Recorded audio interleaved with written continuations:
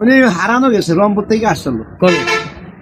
অনেক প্রায় 15 বছর আমাদের এলাকা উনি বসবাস করে। এবং উনি যখন আসছে ওনার মা এবং বাবা একসাথে ওরা রেলগাড়িতে উঠছে, উঠার পরে ওর মা বাবা ওরা রাইখে চলে গেছে। পরে আমাদের এক ভাই আজাদ ভাই ওনারে মানে দোকানে পাশে পাই ওনার বাইক নিয়ে গেছে।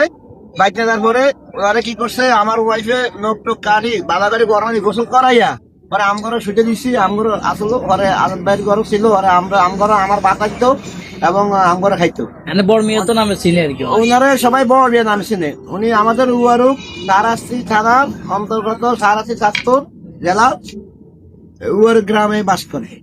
বাইল রংপুর, ওর বদল বেশি থাকে। উয়ার বাজার থাকে বেশি, বাই রংপুর।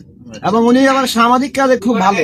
যে কোনো মানুষ যদি ওনারে কিছু বলে যে বড় মিয়া আমার এই সদাটা বাইচে দিন, দেরি করতো না, ডাইরেক্ট বাইক নিয়ে দিয়ে আচ্ছা আমরা রংপুর গাইবান্ধা।